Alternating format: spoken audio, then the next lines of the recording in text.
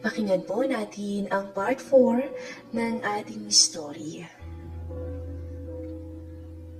I'm sorry, Byron, ha? Kasi hindi ko maibigay yung gusto mo. Okay lang. Thank you. Di bali, pag monthly naman natin, hindi ako kukontra eh. Sayong-sayo ko at pwede mong gawin lahat ng gusto mo sa akin. I know and I'm okay with that. Ayoko lang kasi na wala tayong limitasyon. Baka masanay tayo at gawin na lang natin yun araw-araw kahit kailan natin gustuhin. Pwede mo akong mabuntis agad bago pa man tayo magkatrabaho. Yun yung kinakabahala ko, Byron. Well, it's fine with me. Pero naisip ko lang, pwede naman tayong gumamit ng mga proteksyon. O baka pwede ka namang mag-pills. Hindi ako sigurado sa sinasabi mo, Byron eh. Wala bang side effects yun dahil bata pa tayo? I really don't know, tsaka natatakot ako eh. Kung ako yung magsuot ng proteksyon, para saan? Makalipas ng ilang buwan, sigurado aayaw tayo because it doesn't feel the way it should. Ang sagot ulit ni Jane kay Byron. Kaya huwag kang mag-alala. Naiintindihan naman kita eh. Thanks, Byron. Di bali. Ilang buwan na lang, graduate na ako. Nakakaipon na tayo para mas may freedom tayong gawin yung mga bagay na gusto nating gawin. Pero may isang taon pa ako eh. Okay lang. Engineer ka naman pagka-graduate mo eh. Kaya magiging masaya ako para sa'yo. Nakaupo kami pareho sa sofa. Pinag-uusapan ang topic na yun habang kumakain ng potato chips. Wala pang isang oras nung may ginawa kami ni Jean. Pero parang gusto ko pang umulit. Parang bitin. Madalas naman na ganito lang yung ginagawa namin eh. At satisfied naman ako. Pero ngayon parang iba. Siguro baka dahil sa nangyari sa amin ni Ate Maxine. Iba talaga kasi yung pakiramdam kapag naaangkin mo ng buo. Hindi yung pahapyaw-hapyaw lang katulad sa amin ng girlfriend ko. Ayoko lang iparamdam to kay Jean. Kasi baka makahalata. Besides, kahit ilang beses kong subukan, mukhang hindi naman talaga siya bibigay. Maliban na lang pag Eden of the Month or kahit anong araw na isa-celebrate namin yung monthsary namin. All in all, 9 na beses pa lang akong nakaka-score sa kanya. Yes, magsasampung buwan na kami. Sana naman sa pagtawid namin ng first year anniversary, pumayag na siya kahit twice a month naman. Nag-ring yung cellphone ni Jean. Sinagot niya naman agad yun. Wala pa eh. Akala ko ba hindi ka dito kakain? Lumakad siya, pupuntang kusina. May tirang ulam naman dito sa ref, iinit ko na lang. Adobong manok, okay ba sa'yo? Sinara niya ang ref at lumakad pabalik sa akin. Okay, sige, magsasaing na lang ako. Tinapos niya ang tawag at tumabi sa akin. Pagkatapos ay hinakap ako. Okay ka lang? Tanong ko sa kanya. Yup. Ang akala ko kasi masasoli lang kita ng mas matagal. Pero on the way na raw pala si ate pa uwi. Nagpapaluto na nga ng hapunan. O anong iluluto mo? Nagsasaing na lang ako. Initin ko na lang yung ulam sa ref. Ayun naman pala eh. Ako na magsasaing. Malapit na ba siya? I don't know. Baka nandito na yun ilan oras. 1 oras pala eh. Magsasaing na ako para habang nakasalang. Makaisa pa tayo. No, hindi yun, babe. What do you mean? Tanong ko.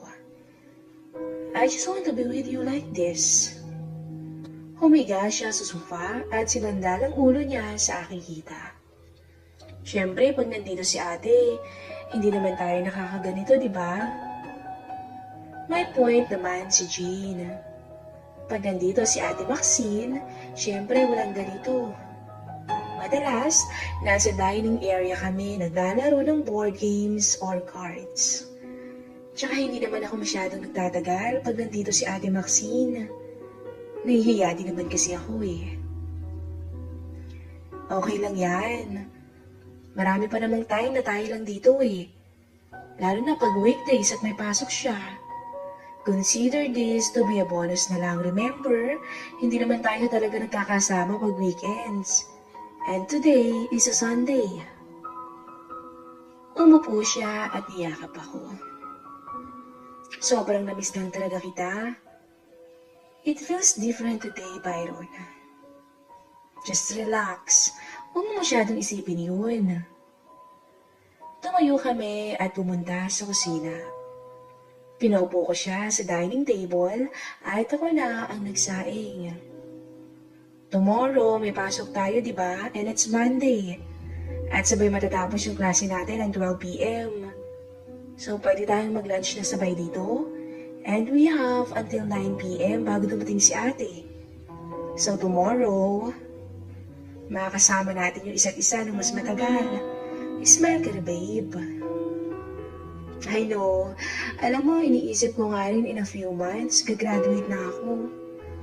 Maraming magbabago kasi magkakatrabaho ako. Tapos, 8 a.m. to 5 p.m. na rin ang office ko. Ikaw nasa school. So, anong oras na tayo magkikita? Hindi ako sumagot. Patuloy lang ako sa paghuhugas ng bigas. Babe, our weekdays will be different. Malamang, hindi na madalas na magkakasama tayo dito. Alam mo, may miss ko yung mga oras na kasama kita. Sinalang ko yung sinain sa rice cooker. Nagpunas ako ng kamay at umupo sa tabi ni Jane. Alam mo, masyado kang nag-aalala. Matagal-tagal pa naman bago matapos yung semester mo eh. 3 months pa yun bago mo isipin yung mga yan. Matagal pa yun, babe ha? Huwag muna natin isipin. Tsaka sigurado ako, magiging busy ka sa mga unang buwan ng trabaho mo. Tsaka next year would be my last year in school. Marami na rin akong gagawin, kaya busy tayo pareho. Ngumiti siya sa akin. Well, may work naman ako noon, so maybe pwede tayong mag-check-in somewhere kahit once a month, di ba? Yup, every month, sorry. And we both laugh. Alis na rin ako pagdating ni ate ha, pag may kasama ka na. Maaga papasok natin bukas eh. Ang wika ko kay Jane, pwede ka munang mag-dinner dito, I guess. Sa bahay na lang siguro ako magdi-dinner. Mahaba pa rin kasi yung re-reviewin ko para sa mga exams ko eh. May isa kasi akong course na mapapaaga yung final exam. Magmamigrate na kasi yung prof namin. Well, ikaw bahala. Ilang sandali pa dumating na si Ate Maxine. Parang mainit yung ulo. Dire-diretso sa kwarto nila. Uwi na ako, Gina. Ang sabi ko sa nobya ko. O sige, wait lang. Pumunta siya sa ref at kumuha ng tubig. Isinalin niya sa isang tumbler at inabot sa akin. Baon mo, baka mauhaw ko sa biyahe eh. Mula sa dining table, tumayo na rin ako papunta sa pinto nang biglang lumabas si Maxine ng kwarto. Nakapambahay na. Maikling short at maluwag na t-shirt. Halagang mainit ang ulo. Naglakad ito papunta sa mesa. Nagulat ako nung dumaan siya sa tapat namin ni Jane. Oh, uuwi na si Byron, Jane? Bakit? Tapos ka na bang madiligan? Yung tono niya ay halatang hindi nagbibiro. Hindi pa sigaw, pero alam mong may halong inis o galit. Hindi kami sumagot. Kinuha ko yung backpack ko na naiwan sa sofa. Nakalabas pa yung isa kong reviewer, kaya napilitan akong ayusin muna ang mga ito bago umalis at makaiwas sa namumuong init ng ulo ni Ate Maxine.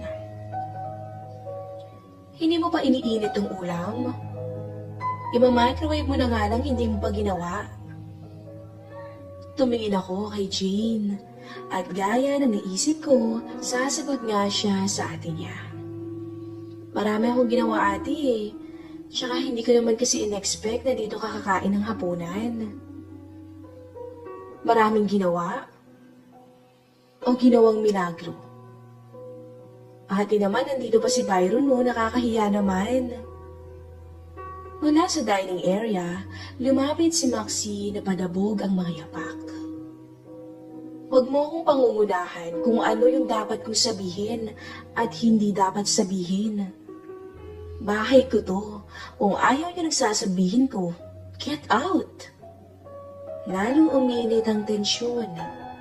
Kailangan may gawin ako para maiba ang tempo ng alita na nangyayari. Tumingin ako sa paligid. Sinusubukan kong maghanap ng kahit ano para mapalitan ng topic. Yung PC monitor na naka-on. Yung wallpaper, picture nilang magkapatid. Sa background, white beach. So there you go. Jane, sa Boracay ba to? Ang ganda pala dun, no? Hindi pa ako nakakarating dun eh. Kailan to? Tanong ko, kunwari. Tumahimik ang buong paligid. Akala ko success ang plano kong topic change. Oh, tinatanong ka kung kailan yun, no? Kailan nga ba yan, Jane? 3 years ago? At hindi yan sa Boracay. Sa Bohol yan. Ate, please don't. Don't what, Jane? Umiling si Jane at bigla siyang nalungkot na para bang iiyak na. Hindi ba niya nakuwento sa yan, Byron? Nashock ako sa sinabi ni ate. Nakatingin ako sa girlfriend ko na parang maiiyak na at kay Maxine na parang isang leon na handang sakmalin ang nanghihina niyang biktima. Hayaan mong sabihin ko sa iyo, Byron. At biglang napaiyak na lang si Jane at sumigaw. Ate, please, wag. Umiyak na si Jane at napahagumbol. Sobrang lakas kaya hinakap ko na. Si Maxine naman ay pumasok sa restroom. Umupo kami ni Jane sa sofa at umiiyak pa rin siya. Maya-maya pa lumabas si Maxine after around 10 minutes at umupo siya sa tabi namin. Pasensya na, Jane, ah. Mainit lang talaga yung ulo ko. Byron, pasensya na. Tumango lamang ako kay Ate Maxine. Okay lang, ate. Sorry din, ah. Naglaba kasi ako kaya hindi ko na naluto yung ulam eh. Tsaka, hindi ko talaga alam na magdi-dinner ka dito. Tumayo si Jane at nagpunas ng luha. Bakit ka naman naglaba? Kakagaling mo lang sa lagnat. It is amazing how things change so quickly. Iba talaga pag magkapatid, mag-aaway, pero sandali lang at okay na agad. Marami na kasing nakatambak ate eh. Baka wala na tayo masuot bukas. Ano ka ba? Pwede naman ako magpa-laundry na lang. Tsaka may masusuot pa naman tayo eh. Sorry talaga, pasensya na kayo. Okay lang ate. Sige, kumain ka na ate. Sabay na ako kay Byron palabas. Kukunin ko lang yung sinampay sa taas. Ako na kukuha. Maghahagdan ka pa dun, lalo kang mapapagod. Ang sabi ni Ate Maxine kay Jane. Ako na lang kukuha bago ka umuwi. Sabat ko naman sa dalawa. Marami yun, Byron eh. Hindi mo kayang mag-isa, halos nakatatlong balik ako kanina nung sinampay ko yun. Lumapit si Ate Maxine kay Jane. Alright, magpahinga ka na lang dito. Kami na lang ni Byron ang kukuha ng sinampay. Okay, ate. Kukunin ko tuloy yung DVD na hiniram ni Lynn. Isasoli ko bukas yun eh. Yung taga 4th floor? Yup. O sige ate, initin ko na lang din yung ulam para pagdating mo, kain na tayo. Byron, iwan mo na yung bag mo para di ka na mabigatan. Ang wika sa akin ni Jane. Sure. Iniwan ko nga yung backpack ko at pumanhik kami ni Maxine sa drying area ng apartment nila. Nasa pinakatuktok ito ng building right above the 4th level. Pagdating sa fourth floor, merong maliit na pintuan para makapasok sa pinakataas ng building. Pero bago yun, may dadaanan munang makipot na hagdan bago sa drying area. Tinulak niya ang pinto at nasa likod niya lang ako. Madilim sa hagdan dahil may pinto pa sa tuktok nito na pupunta sa drying area. Anong meron? Bakit galit ka? Tanong ko kay Maxine. Halos umeko ang boses ko sa mga dingding dahil sa kitid ng lugar. Wala. Ang wika ni ate at tuloy lang siya sa pag-akyat. Dahil ba sa mga nangyari sa atin? Tanong ko. Shut up! Huwag mong banggitin yung mga bagay na yun lalo dito. Eh wala namang tao eh. Kahit na baka may makarinig, and don't ever assume na dahil sa yun kaya bad trip ako. Nakarating kami sa tuktok ng hagdan at ako na ang nagbukas ng pinto. Open air ang deck ng building nila. Tamang-tama, sandali lang, tuyo na ang mga damit. Walang view na makikita dahil hanggang dibdib ko na halos ang nakapalibot na pader. Dapat daw kasi 5 floors ang building, hindi lang natapos dahil nawala ng budget yung may-ari. After some time, hindi na tinuloy at ginawa lang drying area and deck. So bakit nga mainit yung ulo mo? Tanong ko ulit. Gago kasing boyfriend ko eh. Binitin ako ng walang hiya. Oh, di ba nag-date kayo?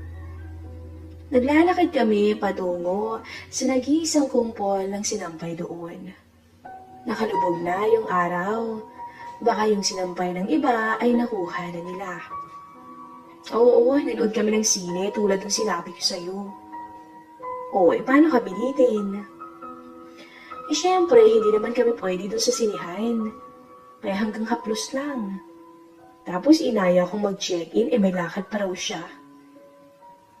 Hindi ako sumagot at isa-isa kong inalis sa sampayan ang mga damit. Nagpalamon lang pala sa akin ang loko. Wow! Ginawa mo yun sa kanya sa sinihan? Tanong ko. Bakit? Hindi niyo ba yun ginagawa? Hindi ako sumagot. Konti lang naman yung tao eh. Bakit hindi niyo pa tinuloy dun? Ayoko ron, kaya nga nagaya ako sa labas eh. Anong sabi niya? Yun, ayaw nga. Ang pangit naman kung pipilitin ko, di ba? Kaya pala ang init ng ulo mo. Natawa ko. So akala mo nakakatuwa yung tawa mong yan? Palibhasa, nakadilig ka na naman. Kakagaling nga lang sa sakit ng kapatid ko, pinagod mo agad. Ang wika ni Ate Maxine. Hindi naman gawin monster ngayon eh. Sagot ko. Ay oo nga no. Meron nga pala kayong weirdong kasunduan na magsasalo ng sahigaan tuwing monster niyo. So ano lang ginawa niyo? Wala, hanggang kain lang din. Pero at least, parang masisiraan naman ng bait si Jane kasi ginalingan ko talaga. Tumahimik si Ate Maxine. Halatang nainggit. Ang dami mong sinasabi. Ang sabi niya. Huminto siya sa pagtatanggal ng sampay at biglang sinunggaba ng harapan ko. Alam ko na yung diskarte mo. Tingnan mo nga, galit na oh. Akala mo ba madadala mo ako sa ganyan-ganyan mo, ha? Galit naman lagi yan eh. Tsaka, abitin ka pala kaya mainit ulo mo. Dapat sa'yo, madiligan ngayon. Kasi kung hindi, hanggang bukas pagpasok mo sa office, mainit ulo mo. Oo, gago ka. Libangin mo ako ngayon. Ang sabi ni Ate Maxine. Dito? Tanong ko naman. Kami lang naman ang tao sa deck. At walang mas mataas na building sa paligid, kaya sigurado kung walang makakita kahit na anong gawin namin. Pero wala namang kama o kahit na upuan man lang. Oo, dito. Ngayon na. Lumakad si Ate Maxine papunta sa isang pader. Sumandal siya rito at humarap sa akin. Halika na, bilisan mo na. Sumunod naman ako. Nakaharap na ako sa kanya at sakto sa dibdib ko ang mukha niya. Binaba niya ang short niya hanggang hita at tumalikod sa akin. Mabilis kong sinunggaban ang pagkakataon. Halos masiraan siya ng bait at napakagatlabi sa kakaibang tinatamasa. Tumingin si Maxine sa gawin ng access door. Buti na lang at sinara ko ito kanina. Solo namin ang roof deck, ngunit anytime ay may pwedeng pumanhik. Tuloy ang pagsasalo namin ng kapatid ng girlfriend ko kahit nakatayo. At kitang-kita ko ang kapulian ng likuran niya. Sobrang natatangay ako sa kanya dahil na rin sa talagang malakas ang appeal ni Ate Maxine. Maya-maya, nahalata ko ang panginginig ng binti niya at halos hindi siya makagalaw. Ang ulo niya na kanina pa nakayuko ay napatingala na at puro daing at malalim na paghinga ang bumalot sa lugar. Habang dahan-dahang kumakagat ang dilim, kasabay ng pagabot namin dalawa sa rurok. Hingal na hingal si Ate Maxine. Lumingon siya sa akin ng nakangiti at agad ay inayos ang sarili niya. Mainit pa ba ulo mo? Tanong ko. Okay na ako. Tara na, bilisan na natin bumaba. Ang sabi ni Ate Maxine. Abangan po ang susunod na kabanata ng ating story.